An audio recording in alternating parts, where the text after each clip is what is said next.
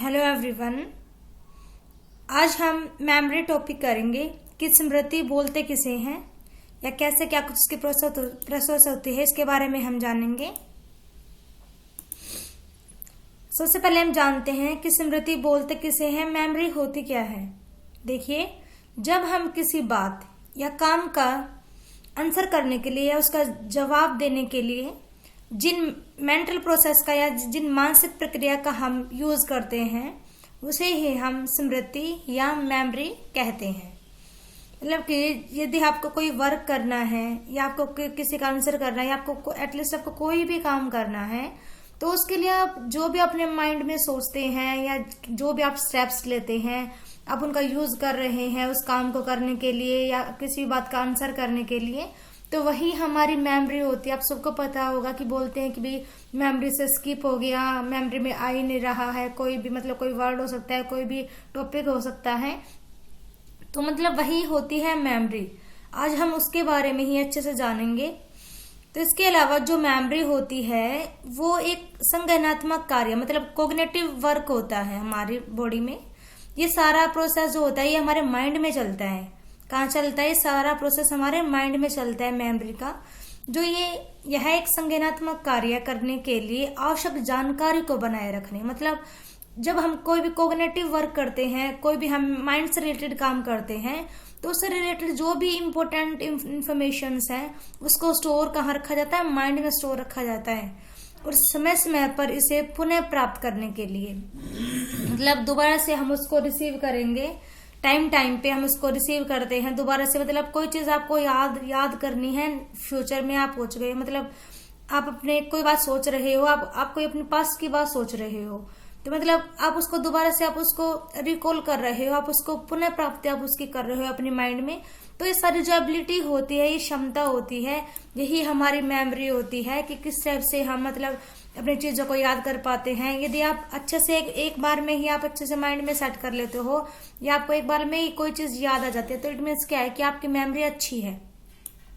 और यदि आप नहीं कर पाते हो तो मतलब कि आपकी मेमोरी थोड़ी कम है, ऐसे बोल सकते हैं हम इसको। और जो ये प्रोसेस होती है सारी, ये हमारे माइंड में ही चलती है क्योंकि ये एक कोग्निटिव प्रोसेस है। इसी वजह से कि हम देखते हैं जो ये प्रोसेस होती है इसको 3 स्टेप्स में डिफाइन किया गया है, जिसमें फर्स्ट स्टेप है कूट संकेतन मतलब कोड नोटेशन, सेकंड है संग्रहण गैदरिंग इकट्ठा करना, एंड पुनः प्राप्ति मतलब रिकवरी कि उसको रिकवर करना। अब हम इन तीनों स्टेप्स को डीपली स्टडी करते हैं। ये देखिए, नंबर फर्स्ट है कूट संकेतन। कूट संकेतन कोड नोटेशन क्या होता है? यह संवेदी सूचना मतलब जो भी संवेदी हमारी इंफॉर्मेशंस हैं, जो भी हमारे सेंसरी इंफॉर्मेशंस हैं, उनको ये एक ऐसे रूप में परिवर्तित करने की प्रोसेस है जिसे जो हमारा मेमोरी सिस्टम होता है वो उसको आगे भेज देता है या उसको आगे के लिए उसको प्रिपेयर करता है। मतलब जो भी हमारे पास सूचनाएं हैं, जो भी हमारे पास इंफॉर्मेशन है, उसको ये चेंज करने की प्रोसेस है कोड नोटेशन। और ये इसको प्रोसेस को मतलब इंफॉर्मेशन को चेंज करके इसको आगे मेमोरी सिस्टम के लिए प्रिपेयर कर देता है। ये होता है कोड नोटेशन। नेक्स्ट है हमारा संग्रहण मतलब गैदरिंग। इसमें क्या होता है, यह दूसरा चरण है। इस चरण में क्या होता है कि जो भी हमारे प्रोसेस यहाँ पे हमने जो सूचनाएं हमने इकट्ठी की, जो हमने गैदर की, जो कि हमने मेमोरी सिस्टम के द्वारा जो भी सूचनाएं थी, जो भी इंफॉर्मेशन थी, उनको इकट्ठा किया गया, उनको गैदर किया गया ताकि बाद के समय में इसका उपयोग किया जा सके। मतलब जो भी यहाँ से इंफॉर्मेशन आई उसको गैदर कर लिया गया ताकि टाइम आने पर एट ए टाइम हम उसका यूज कर सके। ये होती है गैदरिंग प्रोसेस। थर्ड है पुनः प्राप्ति, इट मीन्स रिकवरी। यह चरण आवश्यकता होने पर किसी कार्य को पूरा करने के लिए संग्रहित सामग्री को खोजने और उसे चेतन स्तर पर लाने की क्रिया को संदर्भित करता है। मतलब कि जब भी हमें नीड हो, हम कोई कार्य कर रहे हैं तो उसके लिए हमको नीड है अपने माइंड में सेटअप कुछ बातों की, मतलब वो उसको ढूंढेगा, उसको सर्च करेगा, जो भी उस टॉपिक से रिलेटेड हमारे माइंड में जो हमने गैदर किया गया है, जो हमने गैदर किया है इन्फॉर्मेशन अपने माइंड में, ये उसको सर्च करेगा कि हाँ इस टाइम पे आपको इस टाइप की आपको मतलब इन्फॉर्मेशन की जरूरत है। और उसे चेतना स्तर पर लाने की क्रिया को संदर्भित करता है। मतलब कि हम उसको याद कर सके, मतलब चेतना मतलब होता है वर्किंग मेमोरी एक टाइप से हम बोल सकते हैं, उस स्तर पर लाने के लिए ये एक प्रोसेस है। हालांकि इसमें किसी भी चरण के पूरा होने में कोई भी समस्या या बाधा स्मृति विफलता का कारण बन सकती है।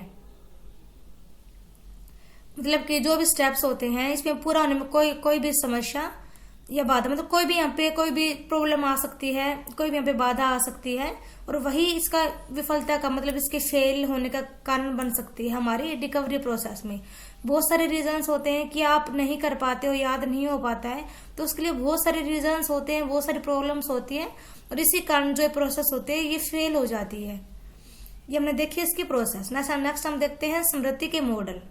इसमें यहाँ पे 2 मॉडल्स की बात की गई है। सबसे पहले हम देखते हैं स्मृति का पारंपरिक मॉडल। जो ये स्मृति का पारंपरिक मॉडल है ये एटकिंसन और सिफ्रिन ने दिया था 1968 में, 1968 में उन्होंने इस स्मृति के मॉडल को प्रस्तुत किया था एटकिंसन और सिफ्रिन ने। कब? 1968 में, जिसे स्मृति का अवस्था मॉडल या मॉडल के रूप में जाना जाता है। मतलब इसे स्मृति का अवस्था मॉडल भी कह सकते हैं हम। और यदि हम इंग्लिश टर्म की बात करें तो मॉडल सेम लग रहा होगा आपको, बट ये चेंज है। एटकिंसन और सिफ्रिन ने मानव स्मृति के काम करने की प्रणाली को कंप्यूटर की कार्य प्रणाली के समान या समतुल्य बताया है। मतलब उन्होंने क्या कहा कि जो ह्यूमंस की जो मेमोरी होती है वो कंप्यूटर की मेमोरी के समान ही वो काम करती है, दोनों सिस्टम सेम होते हैं। उन्होंने ऐसा माना एटकिंसन ने और सिफ्रिन ने। उन्होंने प्रस्ताव दिया कि कंप्यूटर के समान हमारे पास स्मृति तंत्र के विभिन्न रूप हैं। मतलब हमारे जैसे कंप्यूटर के पास बहुत सारे मेमोरी सिस्टम होते हैं, सेम एज हमारे पास भी बहुत सारे सिस्टम हैं। और यहाँ पे 1 मिनट रुकिए, यहाँ पे 3 बताए गए हैं, उन्होंने 3 बताए हैं। अभी मैं आपको डायग्राम के थ्रू इसको समझाऊंगी। सबसे फर्स्ट है संवेदी स्मृति। मतलब इसमें संवेदी सूचनाएं बहुत संक्षिप्त समय के लिए, मतलब बहुत ही शॉर्ट टर्म के लिए यहाँ पे रहती है सूचनाएं। जैसे ये देखिए, ये है यहाँ पे, जैसे कोई भी इंफॉर्मेशन यहाँ पे आई, इनकमिंग इंफॉर्मेशन यहाँ पे आती है, देन वो जाएगी सेंसरी में, मतलब कि संवेदी स्मृति में वो जाएगी। और जो इसकी कैपेसिटी होती है वो ज्यादा होती है, मतलब इसकी कैपेसिटी जो है वो बड़ी होती है, लार्ज होती है, इसकी ज्यादा होती है अवधि। उसके बाद हम क्या करते हैं, हम अटेंशन करेंगे, मतलब हम अवधान करेंगे, हम ध्यान लगाएंगे। उसके बाद क्या होगा, देन जो हमारी इंफॉर्मेशन है वो जाएगी शॉर्ट टर्म मेमोरी में। जो शॉर्ट टर्म मेमोरी होती है उसकी कैपेसिटी शॉर्ट होती है, क्योंकि वो छोटे समय के लिए होती है, मतलब वो लघुकालीन स्मृति होती है। ये मान लीजिए कि अब ये बस 30 सेकंड तक ही हमारे माइंड में रहती है। उसके बाद हम दोबारा से हम उसकी रिहर्सल करते हैं और वो हमारे लॉन्ग टर्म मेमोरी में चली जाती है, जिसका हम बोलेंगे दीर्घकालीन स्मृति। और इसकी जो कैपेसिटी होती है वो इन्फिनिटी तक होती है, मतलब अनंत तक इसकी कैपेसिटी होती है, अनंत तक इसकी कैपेसिटी होती है। और जो इसकी अवधि होती है वो जीवन काल, मतलब हमारे माइंड में सेटअप हो जाती है। जैसे आपने देखा होगा कि आपके माइंड में बहुत सारी बातें ऐसी होंगी जो आपके बचपन की आपको अभी तक याद होंगी, तो that is long term memory, वो आपके माइंड में लॉन्ग टर्म मेमोरी है। तो ये हमारा डायग्राम मैंने आपको समझाया, आई होप कि आपको समझ में आ गया होगा। हम इसको थोड़ा थ्योरेटिकल समझ लेते हैं कि संवेदी स्मृति मतलब सेंसरी, मतलब ये वाली यहाँ पे सेंसरी इसकी बात की जा रही है।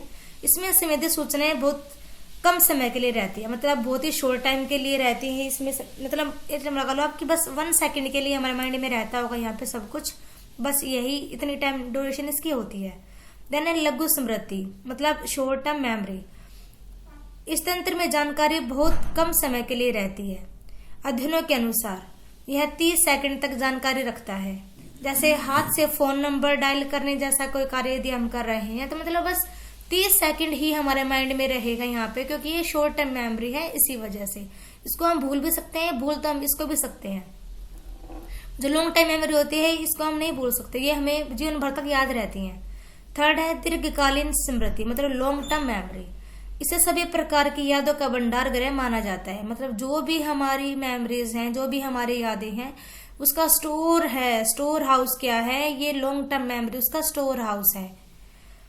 स्मृति की इस प्रणाली के कारण आप बचपन से पिछले शाम तक की चीजों को याद रख सकते हैं। मतलब जो भी चीज आपको याद है, चाहे वो आपकी चाइल्डहुड, आपके बचपन की हो या कल रात की हो या मतलब कुछ भी हो, जो भी आपके माइंड में बात है, तो that is long term memory. जो आपको, यदि आपको याद है पास्ट की बातें, तो इट मीन्स क्या है कि वो दीर्घकालीन स्मृति है।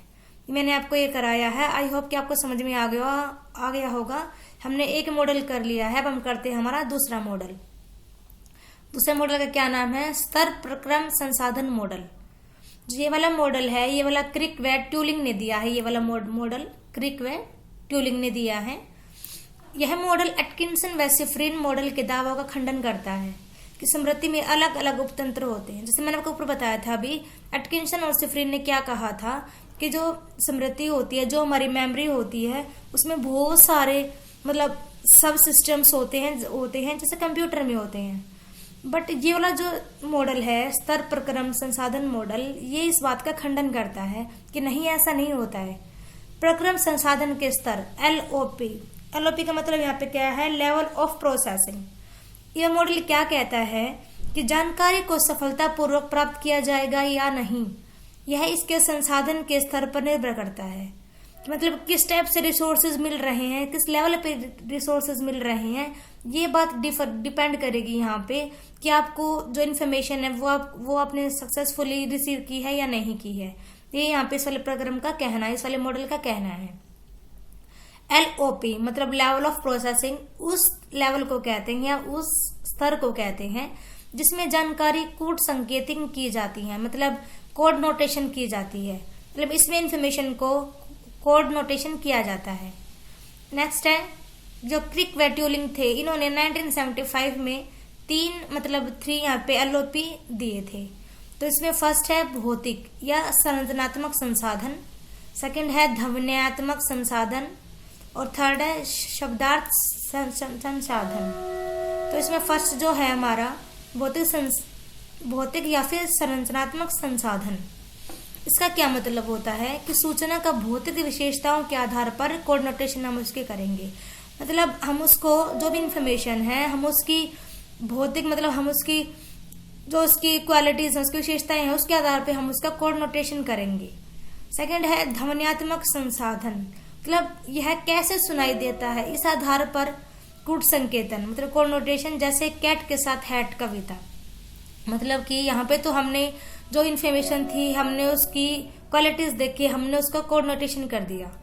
सेकंड वाले में मतलब हम क्या बेस बनाएंगे, किस बेसिस पे हम करेंगे कि कैसे सुनाई देता है, कैसे हम उसको हियर कर रहे हैं, कैसे हम उसको सुन रहे हैं, इस बेसिस पे हम उसको कोड नोटेशन करेंगे। जैसे हैट के साथ क्या मतलब राइमिंग वर्ड्स आप बोल सकते हो एक टाइप से, जो राइमिंग वर्ड्स होते हैं, समान ताल वाले वर्ड्स हिंदी में कहें तो इस टाइप से ये वाला होगा। थर्ड है शब्दार्थ संसाधन, मतलब कूट संकेतन सूचना के अर्थ, मतलब जो भी हमने यहाँ पे जो इन्फॉर्मेशन थी, हमने उसको नोटेशन जो किया था इन्फॉर्मेशन का, उसकी हम मीनिंग की बात करेंगे या हम उसकी अवधारणा, हम उसके कॉन्सेप्ट पे बात करेंगे और इसी आधार पे किया जाता है। ये देखिए यहाँ पे बता रखा है कि कैसे कैसे, जैसे शारीरिक हो गया, ध्वन्यात्मक हो गया, अर्थगत हो गया, मतलब ये तीनों इसके मतलब यहाँ पे उन्होंने 3 एलओपी दिए थे ये। और जैसे जैसे जो रिसोर्सेज होगा उसकी गहराई बढ़ेगी, वैसे वैसे ये तीनों भी बढ़ते चले जाएंगे। ये किसका मॉडल था? ये मॉडल था क्रिक व ट्यूलिंग का, जो उन्होंने कब दिया था? 1975 में दिया था। तो मेरा टॉपिक हमारा कंप्लीट हो जाता है। एक बार हम इसको स्पीडली एक बार रिकैप कर लेते हैं। मतलब हमने आज टॉपिक किया था स्मृति, मेमोरी की। मेमोरी बोलते किसे हैं? जब हम कोई भी काम या बात का जवाब देने के लिए हम जिस भी हम मेंटल प्रोसेस का यूज करते हैं, तो उसे ही मेमोरी कहा जाता है। और ये प्रोसेस होती है, ये कोग्निटिव प्रोसेस होती है। सब कुछ सिस्टम हमारे माइंड में चलता है और ये हमारी कैपेसिटी होती है जिसके माध्यम से ही हम अपने माइंड में बातों को रिकॉल कर पाते हैं। यहाँ पे 3 स्टेप्स बताए गए हैं इस वाले प्रोसेस के। मतलब प्रोसेस यहाँ पे 3 स्टेप्स में कंप्लीट होती है। इसमें फर्स्ट है code notation, gathering and recovery. इसमें हमने किया था, सबसे पहले तो हम जो भी सेंसरी इंफॉर्मेशन थी हम उसको इसमें चेंज करते हैं इस वाले कोड नोटेशन में, और उसको हम मतलब कि मेमोरी सिस्टम के लिए हम उसको प्रिपेयर करते हैं। जो सेकंड था संग्रहण गैदरिंग, उसमें हम जो भी हमने इन्फॉर्मेशन कलेक्ट की है हम उसको अच्छे से संग्रहित कर लिया जाता है, मतलब हम उसको अच्छे से गैदर कर लेते हैं ताकि हम उसका आने वाले टाइम में यूज कर सकें। थर्ड है पुनर्प्राप्ति, मतलब रिकवरी, कि हम उसको कैसे रिकवर करेंगे, मतलब कि जैसे जब हमको नीड होगी जब हम इंफॉर्मेशन की, तो उस टाइम हमारे माइंड में हम उसको सर्च करेंगे और उसको चेतन स्तर पे लाएंगे, हम उसको यूज के लेवल पे लेके आएंगे और उसको यूज करेंगे। और इस वाले स्टेप्स में बहुत सारी बाधाएं भी हो सकती है, बहुत सारी प्रॉब्लम्स भी आ सकती हैं। फिर हमने किए थे स्मृति के मॉडल्स। हमने 2 मॉडल्स किए हैं। फर्स्ट मॉडल था हमारा स्मृति का पारंपरिक मॉडल, जो कि एटकिंसन व सिफरिन ने दिया था 1968 में, और इस मॉडल को स्मृति का अवस्था मॉडल भी कहा जाता है। और इनका क्या मानना था एटकिंसन व सिफरिन का, इन्होंने कहा था कि जो मानव स्मृति है, जो ह्यूमन की मेमोरी है, वो कंप्यूटर के सिस्टम ही मतलब सिस्टम के अकॉर्डिंग ही काम करती है।